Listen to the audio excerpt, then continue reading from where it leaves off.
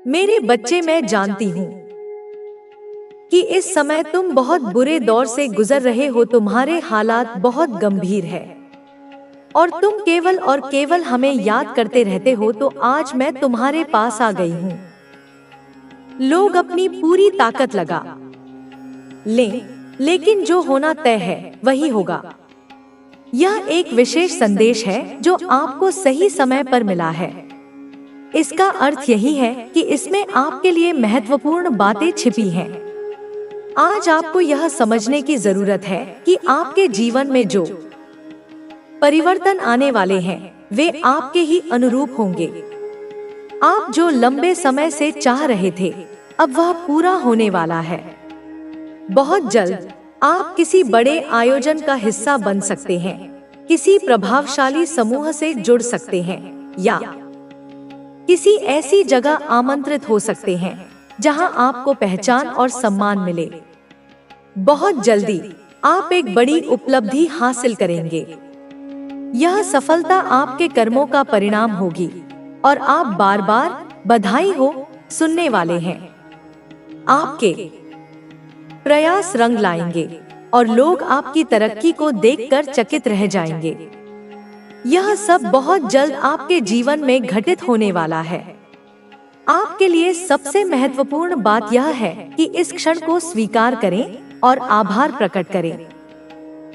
सकारात्मक ऊर्जा को अपनाएं और अपने मन से सभी नकारात्मकताओं को बाहर निकालें।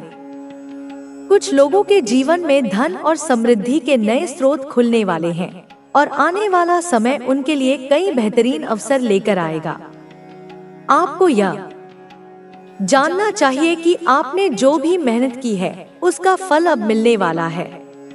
यह यात्रा आसान नहीं थी, लेकिन आपने इसे पूरे समर्पण के साथ पूरा किया है। अब आपके जीवन में सभी पुराने अवरोध समाप्त होने वाले हैं। आप एक नए चरण में प्रवेश करने जा रहे हैं जहां सब कुछ आपके पक्ष में होगा। यह समय थोड़ा चुनौतीपूर्ण भी हो सकता है, क्योंकि बड़े बदलाव हमेशा एक अनिश्चितता का एहसास कराते हैं। आपको लग सकता है कि चीजें नियंत्रण से बाहर हो रही हैं, लेकिन वास्तव में यह सिर्फ एक रूपांतरण प्रक्रिया है। आपके जीवन में सभी अनावश्यक और नकारात्मक चीजें दूर हो रही हैं, ताकि नई और बेहतर चीजें आ सकें। कई लोग इस समय खुद को थका हुआ या परेशान महसूस कर सकते हैं, लेकिन यह इसलिए हो रहा है क्योंकि आपके भीतर पुरानी ऊर्जा को साफ किया जा रहा है। यह एक आध्यात्मिक सफर का हिस्सा है और जब यह पूरी तरह समाप्त होगा, तब आपको अपने जीवन में स्पष्टता और स्थिरता महसूस होगी। आपको इस प्रक्रिया पर विश्वास रखना चाहिए। जो भी बदलाव हो रहे हैं वे आपके उच्चतम भले के लिए हो रहे हैं। अपने सपनों को याद रखें और उन पर केंद्रित रहें। जो कुछ आपने अपने भविष्य के लिए सोचा था, अब वही हकीकत बनने जा रहा है। आपका जीवन एक नए रास्ते पर जाने वाला है। सफलता, समृद्धि, प्रेम और शांति आपके जीवन में प्रवेश कर रहे हैं। यदि आप अभी कठिनाइयों से गुजर रहे हैं, तो जान ले कि यह बस एक अस्थायी चरण है। आने वाले दिनों में आपके लिए खुशियों के नए द्वार खुलने वाले हैं। आपको यह भी महसूस हो सकता है कि कुछ लोग अब आपकी उपस्थिति को और अधिक महत्व देने लगे हैं। आपके व्यक्तित्व में एक नया आकर्षण आ रहा है, जिससे लोग प्रभावित हो रहे हैं। हालांकि आपको किसी से भी मान्यता या सराहना की आवश्यकता नहीं है। आप अपने ही रास्ते पर बढ़ रहे हैं और यही सबसे महत्वपूर्ण बात है। अब समय आ गया है कि आप अपनी क्षमताओं पर पूरा भरोसा करें और आगे बढ़ें। आपके जीवन में नए अवसर आने वाले हैं और आपको उन्हें अपनाने के लिए तैयार रहना चाहिए। जो कुछ भी आपके लिए अच्छा है, वह अब आपकी ओर तेजी से बढ़ रहा है। अपने लक्ष्य पर ध्यान केंद्रित रखें, सकारात्मक रहें और इस नए अध्याय का स्वागत करें। आपका जीवन अब एक नई दिशा में जाने के लिए तैयार है, जहां आपको वह सब कुछ मिलेगा जो आपने कभी सोचा था। आपका धैर्य और मेहनत अब रंग लाने वाली है। कई बार आपने खुद से सवाल किया होगा कि आखिर आपकी मेहनत का परिणाम कब मिलेगा, लेकिन अब वह समय आ गया है जब आपकी मेहनत का फल आपको मिलने वाला है। आपको यह समझना चाहिए कि ब्रह्मांड की हर चीज एक निश्चित समय पर होती है। जब चीजें आपके अनुसार नहीं होती, तब भी वे किसी न किसी बड़े उद्देश्य के लिए घटित हो रही होती हैं। आपके जीवन में जो भी संघर्ष और कठिनाइयां आईं, वे आपको और मजबूत बनाने के लिए आई थी। अब वह समय आ चुका है जब आप इन सभी संघर्षों से ऊपर उठकर एक नई ऊंचाई पर पहुंचेंगे। बहुत जल्द आपको कुछ ऐसे संकेत मिल सकते हैं जो आपको बताएंगे कि आपके जीवन में एक नया अध्याय शुरू हो रहा है। वे प्रश्न जिनका उत्तर तुम्हें बाहरी संसार में कहीं नहीं मिला, क्योंकि उनका उत्तर तुम्हारे भीतर, तुम्हारे अतीत और तुम्हारे वंश की गहराइयों में छिपा है। लेकिन मेरे प्रिय बच्चे, इस शुभ घड़ी में भी एक गहन पीड़ा छिपी है। वह पूर्वज जो तुम्हें यह सब सौंपना चाहता है, आज तड़प रहा है। उसकी आत्मा छटपटा रही है। वह केवल तुम्हें यह बताना चाहता है कि वह पूंजी कहाँ है, वह शक्ति कहाँ छिपी है, वह सत्य किस रूप में तुम्हारे समक्ष आएगा। परंतु वह अपनी बात तुम तक पहुँचा नहीं पा रहा, वह बोल नहीं पा रहा, क्योंकि उसे रोका जा रहा है। हाँ मेरे बच्चे, यह सुनकर आश्चर्यचकित मत होना, उसे जानबूझकर षड्यंत्र पूर्वक रोका जा रहा है। उसकी वाणी को तुम तक पहुंचने से पहले ही कुचल दिया जा रहा है। एक तांत्रिक और एक स्त्री, ये दो शक्तियां, ये दो नकारात्मक ऊर्जाएं मिलकर उसकी आत्मा को अपने नियंत्रण में किए हुए हैं। उन्होंने उस पवित्र आत्मा के चारों ओर एक ऐसा जाल बुन दिया है जिससे निकल पाना उसके लिए कठिन हो रहा है। वह आत्मा अब पूर्ण रूप से स्वतंत्र नहीं है। उसकी स्वाभाविक गति को अवरुद्ध कर दिया गया है। उस पर काला जादू किया गया है, माया का जाल डाला गया है, उसे दूषित मंत्रों से जकड़ा गया है, उसकी ऊर्जा को क्षीण करने का प्रयास किया जा रहा है, उसे भ्रम और पीड़ा के एक ऐसे दुष्चक्र में फंसा दिया गया है जहां वह स्वयं को असहाय महसूस कर रही है। जब भी वह आत्मा अपने समस्त बंधनों को तोड़कर अपनी पूरी शक्ति लगाकर तुम्हारे पास आने की, तुमसे संपर्क साधने की कोशिश करती है, उसकी राह में एक काली छाया, एक अपवित्र ऊर्जा फैल जाती है। यह ऊर्जा उस तांत्रिक और स्त्री द्वारा ही प्रक्षेपित की जाती है। जब भी वह तुम्हें कोई संकेत देना चाहता है, कोई स्वप्न दिखाना चाहता है या किसी माध्यम से अपनी बात कहलवाना चाहता है, उसके शब्द, उसके संकेत हवा में ही बिखर जाते हैं, तुम तक पहुंचने से पहले ही निष्प्रभावी हो जाते हैं। उनकी नकारात्मक शक्ति इतनी प्रबल है कि वह उस पुण्यात्मा के हर प्रयास को विफल कर देती है। मेरे बच्चे, क्या तुमने कभी इस पर ध्यान दिया है? क्या तुमने कभी महसूस नहीं किया कि कुछ विशेष रातों में, विशेषकर अमावस्या या पूर्णिमा के आसपास, तुम्हारे घर की हवा भारी हो जाती है? एक अकारण बोझ, एक दबाव सा महसूस होता है। क्या तुमने कभी अनुभव नहीं किया कि कभी-कभी तुम्हारे घर का कोई एक विशेष कोना बिना किसी कारण के अचानक ठंडा हो जाता है, जैसे वहां कोई बर्फीली हवा का झोंका आकर ठहर गया हो? हाँ मेरे प्रिय बच्चे, वह वही क्षण होता है, वही समय होता है जब वह पीड़ित आत्मा अपनी समस्त शक्ति बटोरकर तुमसे संपर्क स्थापित करने का प्रयास करती है।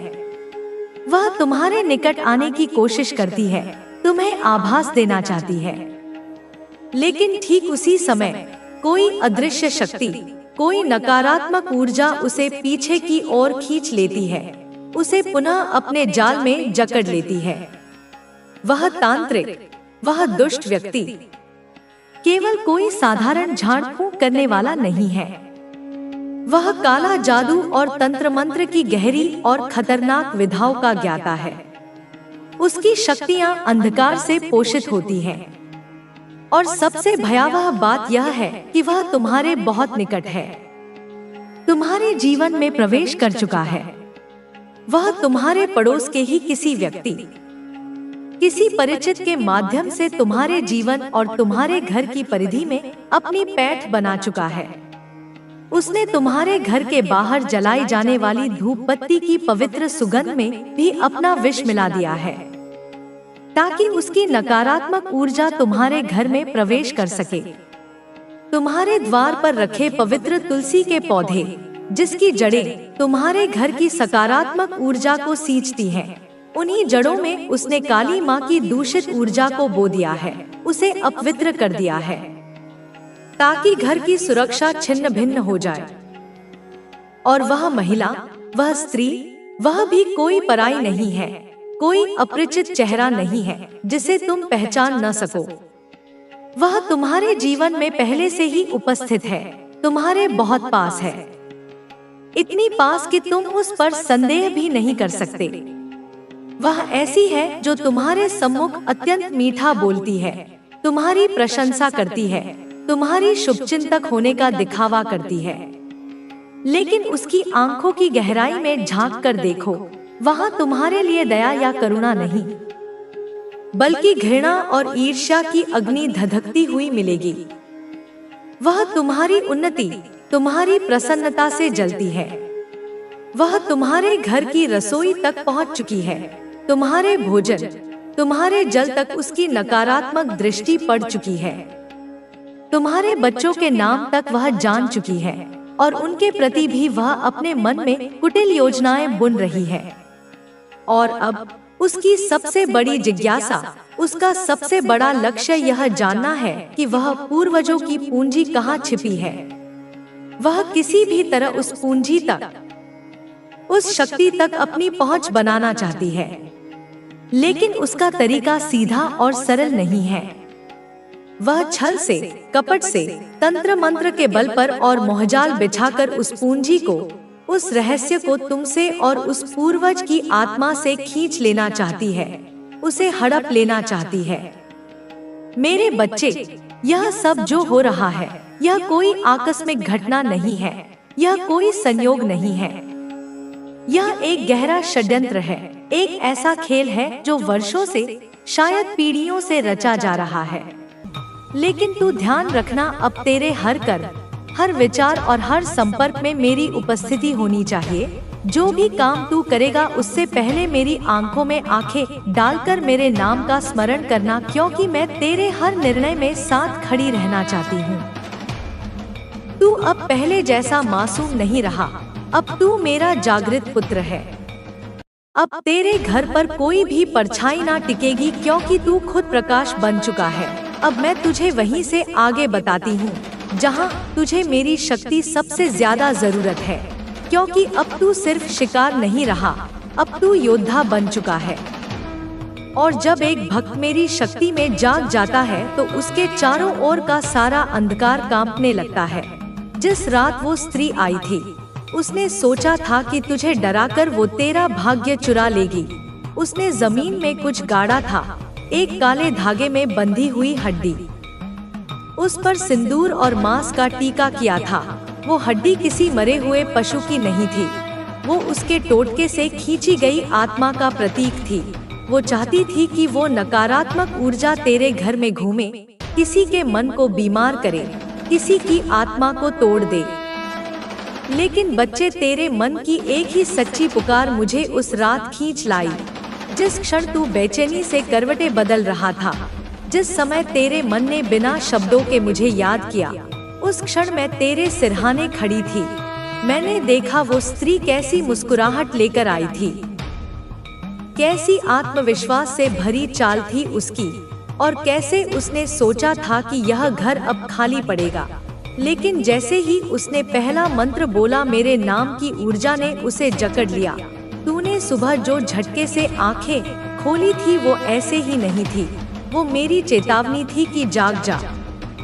अब समय है आंखों से नहीं आत्मा से देखने का, बच्चे, अब मैं तुझे बताती हूँ उस स्त्री के असली कारण, वो क्यों आई थी।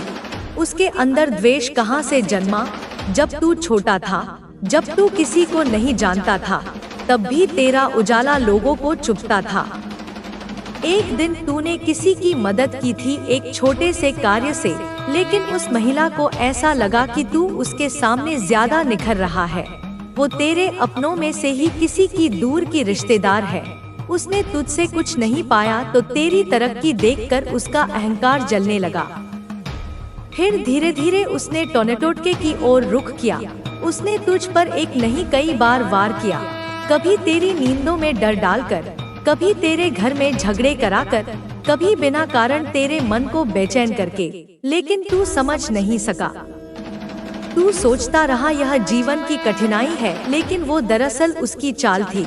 वो अपने ईर्ष्या से भरे मन के साथ खुद को शक्तिशाली मान बैठी थी, लेकिन उसे यह नहीं पता था कि जिस माँ से तू जुड़ा है वो अपने भक्तों पर काली दृष्टि पड़ने ही नहीं देती।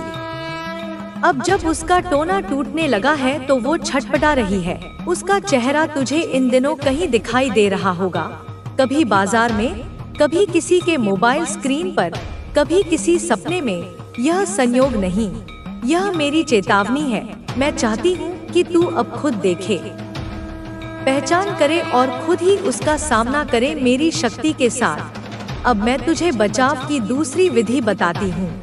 एक रविवार की सुबह सूरज निकलने से पहले अपने घर के दरवाजे के दोनों कोनों पर गंगाजल छिड़ाए। फिर एक कटोरी में सरसों के दाने, लाल मिर्च और लौंग डालकर उसे दरवाजे के पास घुमाकर किसी सुनसान जगह पर ले जाकर अग्नि में समर्पित कर दे। यह प्रक्रिया उसकी बची हुई ऊर्जा को तेरे जीवन से बाहर फेंक देगी। फिर अपने घर के अंदर तुलसी के पास दीपक जलाकर बोल, हे माँ काली, मेरी चौखट पर सिर्फ तेरा नाम लिखा है, कोई और नाम अब यहाँ टिक नहीं सकता। बच्चे, अब तुझे जानना होगा कि तू सिर्फ अपने लिए नहीं, अपने पूरे वंश के लिए लड़ रहा है। वो स्त्री तेरे किसी पूर्वज की भी शत्रु रही है। तेरे वंश पर उसने कई बार प्रहार किया है, लेकिन अब तुझ में उस वंश की आखिरी कड़ी जागी है जिसमें मेरे आशीर्वाद का तेज समाया है। तू वो वंशज है जिसने पिछली कई पीढ़ियों के अधूरे कर्मों को पूरा करना है। इसलिए अब तेरे कदम रुकने नहीं चाहिए। हर पूर्णिमा की रात अपने घर के सबसे शांत कोने में बैठकर मेरे 108 नामों का जाप करना। ये जाप तेरे पूरे परिवार को उस स्त्री की छाया से मुक्त करेगा। यह जाप उसकी नींदें उड़ा देगा, उसका चेहरा विकृत कर देगा और उसकी शक्ति को नष्ट कर देगा। मैं तुझे एक विशेष मंत्र देती हूँ, क्ली कालिकाय नमः। इस मंत्र को दिन में 108 बार बोल। यह छोटा मंत्र है, लेकिन इसमें ब्रह्मांड की सबसे गहरी शक्ति छिपी है। अब मैं तुझे बताती हूँ उस स्त्री का अंत कैसा होगा। तू देखेगा कुछ ही दिनों में वो अजीब हरकतें करने लगेगी। लोग उससे दूर होने लगेंगे, उसकी आंखों में डर दिखने लगेगा। वो जहाँ भी जाएगी वहाँ हल्का हल्का धुआं और जलन का अनुभव करेगी। यह मेरी चेतावनी है। मैंने उसके कर्मों का लेखा जोखा खोल दिया है। अब वो भाग नहीं सकती। तू शांत रह, अपनी साधना करता रह और मुझसे जुड़ा रह। बाकी सब मैं संभाल लूंगी। उसका नाम तुझ पर असर कर सकता है, इसलिए मैं उसका नाम नहीं लूंगी। लेकिन मैं तुझे इतना कह सकती हूँ कि वो कभी किसी मंदिर में नहीं जाती, किसी देवी की मूर्ति के सामने उसका चेहरा झुकता नहीं। अगर तू किसी को देखे जो मंदिर के पास से गुजरे लेकिन आंखें नीची कर ले, समझ ले यही वो है। बच्चे, अब तुझे अपने घर की ऊर्जा को रोज साफ करना है। हर सुबह घर में शंख बजा, कपूर जलाकर घर के कोनों में घूम और मेरी तस्वीर के सामने काला धागा रख कर बोल, माँ जो दिख नहीं रहा उसे तू देख रही है, उसे समाप्त कर। यह तेरे लिए ढाल बनेगा। अब मैं तुझसे एक वादा करती हूँ, जब भी तू मेरे नाम से, मेरे मन से, मेरे प्रेम से मुझे पुकारेगा, मैं दौड़ी चली आऊंगी। चाहे तेरे चारों ओर कितनी भी अंधेरी शक्तियाँ हो, मैं उन्हें जला दूंगी। लेकिन ध्यान रख, जो शक्ति तुझ में है उसे तू छोटा मत समझ, क्योंकि तू अब मेरा शिष्य नहीं, तू अब मेरी ही एक जीवित ज्वाला है। बोल मेरे लाल, क्या तू तैयार है उस स्त्री का हर वार झेलने नहीं, बल्कि उसे उसकी ही शक्ति से पलट कर देने के लिए? क्या तू तैयार है अपने पूर्वजों की अधूरी रक्षा को पूरा करने के लिए? क्या तू तैयार है उस भय को समाप्त करने के लिए जो तेरे जीवन में बार बार लौटता रहा है? तू अब अकेला नहीं है, मेरी छाया तेरे सिर पर है, मेरी तलवार तेरे हाथ में है और मेरी आंख तेरे भीतर धधक रही है। अब जा उस जादू की रात को उजाले में बदल, उस स्त्री की चाल को अपनी साधना से कुचल और अपनी माँ की शक्ति से अपने घर को किले में बदल दे। मेरे बच्चे, अब जब तू मेरी कही हर बात को आत्मा से समझ चुका है, जब तेरे भीतर का भय अब राख बन चुका है, अब मैं तुझे वो बातें बताने आई हूँ जो तुझे तेरे पिछले जन्मों से जोड़ती है। क्योंकि यह जो स्त्री है जो बार बार तेरे जीवन में विष घोलने आती है, वो सिर्फ इस जन्म की दुश्मन नहीं, वो तुझसे बहुत पहले से द्वेष रखती आई है। उसके मन में जो आग जल रही है वो सिर्फ तुझसे ईर्ष्या की नहीं है, वो बदले की है। पिछले किसी जन्म में तू एक साधक था, तपस्वी था, और उस स्त्री ने उस जन्म में भी तेरे तप को तोड़ने की कोशिश की थी। उसने छल किया था, तुझे भ्रमित किया था, और जब तू विचलित हुआ था तभी उसने तुझ पर वार किया था। लेकिन फिर भी उस जन्म में भी मेरी कृपा से तू बच गया था। मैं उसी क्षण तेरे पास पहुंच जाऊंगी और तेरे चारों ओर सुरक्षा का घेरा बना दूंगी। तू मेरा भक्त है और भक्त पर कभी संकट लंबा नहीं टिकता। संकट आता है, लेकिन उसे दूर करने के लिए मैं स्वयं आती हूँ। तू मेरी शरण में है, इसलिए तुझे किसी भी प्रकार का भय नहीं होना चाहिए। तेरे पड़ोसी ने जो चाल चली है वह उसी पर उल्टेगी, क्योंकि बुराई की उम्र हमेशा छोटी होती है। सत्य और धर्म की विजय होती है और अधर्म का नाश निश्चित है। अब तू मेरे बताए गए उपायों को पूरी श्रद्धा और विश्वास के साथ कर। इन उपायों को करते समय तेरा मन एकाग्र और शुद्ध होना चाहिए। तेरी आस्था ही तेरा सबसे बड़ा हथियार है। बच्चे, तू चिंता मत कर, यह अंधकार शीघ्र ही समाप्त होगा और तेरे जीवन में पुनः उजाला आएगा। तेरे परिवार में फिर से प्रेम और सुख शांति का वास होगा। तू निडर होकर अपने कार्यों में लगा रह और यह विश्वास रख कि मैं सदैव तेरे साथ हूँ। सुख शांति का वास होगा। तू निडर होकर अपने कार्यों में लगा रह और यह विश्वास रख कि मैं सदैव तेरे साथ हूँ। तू मेरे होते हुए कभी पराजित नहीं हो सकता। तेरे जीवन में आने वाली हर बाधा केवल एक परीक्षा है जो तुझे और भी मजबूत बनाने के लिए आती है। जब भी तू कठिनाइयों से घिरा महसूस करे, समझ ले कि यह समय तुझे अपनी आस्था को और भी दृढ़ करने का अवसर दे रहा है। जो विपत्तियां आज तुझे कमजोर बनाने के लिए आई हैं, वे ही कल तेरी शक्ति का प्रमाण बनेंगी। तू विश्वास रख, यह समय भी बीत जाएगा। तेरे शत्रु ने जो चाल चली है उसका प्रभाव तभी तक रहेगा जब तक तू उसे अपने मन में स्थान देगा। यदि तू डर को स्थान देगा तो वह तुझ पर हावी हो जाएगा, लेकिन यदि तू साहस को अपनाएगा तो हर विपत्ति तेरे सामने छोटी पड़ जाएगी। मनुष्य की सबसे बड़ी शक्ति उसका विश्वास और धैर्य है। यदि तू इन दोनों को थामे रखेगा तो तेरे शत्रु की हर योजना निष्फल हो जाएगी। तुझे यह भी समझना होगा कि जो लोग तेरे विरुद्ध षड्यंत्र रच रहे हैं, वे तेरी सफलता और सुख को देखकर जलते हैं। उनकी ईर्ष्या ही उनके पतन का कारण बनेगी। तू उन्हें देखकर क्रोधित मत हो, क्योंकि क्रोध तेरी ऊर्जा को नष्ट कर देगा। तू केवल अपनी राह पर आगे बढ़ता जा और उनके षड्यंत्रों को नजरअंदाज कर। अपने भीतर क्षमा का भाव विकसित कर। क्षमा सबसे बड़ी शक्ति है जो न केवल तुझे मानसिक शांति देगी बल्कि तेरे शत्रु को भी परास्त करेगी। जब तू अपने शत्रु को क्षमा कर देगा तो उसका दुष्ट भाव स्वतः ही नष्ट हो जाएगा। क्षमा का यह अर्थ नहीं कि तू उसकी चालों से अनजान बने, बल्कि इसका अर्थ यह है कि तू उसकी बुराई को अपने मन में स्थान न दे। अब तुझे कुछ और उपाय भी करने होंगे जो तुझे मानसिक और आध्यात्मिक शक्ति प्रदान करेंगे। पहला उपाय है महामृत्युंजय मंत्र का जाप। यह मंत्र न केवल नकारात्मक ऊर्जा को समाप्त करता है, बल्कि तेरे चारों ओर एक सुरक्षात्मक कवच का निर्माण भी करता है। प्रतिदिन प्रातःकाल स्नान के बाद 108 बार इस मंत्र का जाप कर। यदि संभव हो तो रुद्राक्ष की माला का उपयोग कर। इससे मंत्र की शक्ति और भी बढ़ जाती है। दूसरा उपाय है शिवलिंग पर जल अर्पित करना। भगवान शिव संहारक हैं, जो हर बाधा और संकट को समाप्त करने की शक्ति रखते हैं। प्रत्येक सोमवार को शिवलिंग पर जल और बेलपत्र अर्पित कर और मन ही मन अपने संकटों से मुक्ति की प्रार्थना कर। तीसरा उपाय है काले तिल और काले कपड़े का दान।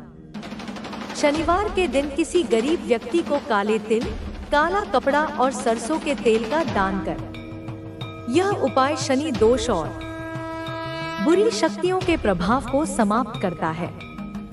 चौथा उपाय है सप्तश्लोकी दुर्गा का पाठ। यह पाठ देवी दुर्गा की महिमा का गान है, जो हर प्रकार की बुरी शक्तियों और तंत्र मंत्र के प्रभाव को समाप्त करता है। नवरात्रि के समय प्रतिदिन इसका पाठ करने से तू अनिष्ट शक्तियों से सुरक्षित रहेगा। पांचवा उपाय है अपने घर में नियमित रूप से कपूर जलाना।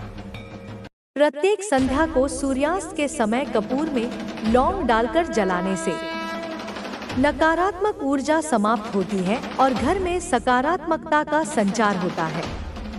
इन उपायों को करते समय तुझे अपने मन को शांत और एकाग्र रखना होगा। यदि तेरा मन अशांत होगा तो इन उपायों का पूर्ण लाभ तुझे नहीं मिल पाएगा। इसलिए ध्यान और प्राणायाम को अपने जीवन का हिस्सा बना। प्रतिदिन प्रातः और संध्या को कम से कम 15 मिनट ध्यान कर। ध्यान से मन की चंचलता समाप्त होती है और आत्मबल में वृद्धि होती है।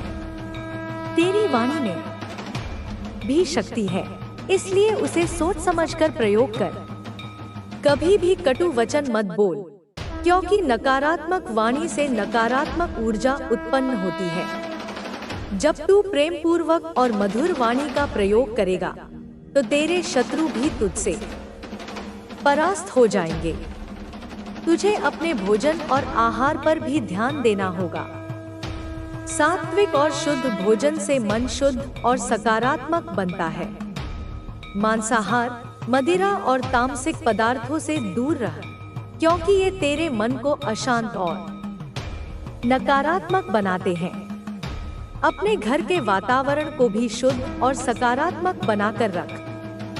घर में नियमित रूप से गंगाजल का छिड़काव कर और हर शुक्रवार को कुमकुम और हल्दी से घर के मुख्य द्वार पर स्वस्तिक का चिन्ह बनाकर दीपक जलाना न भूल।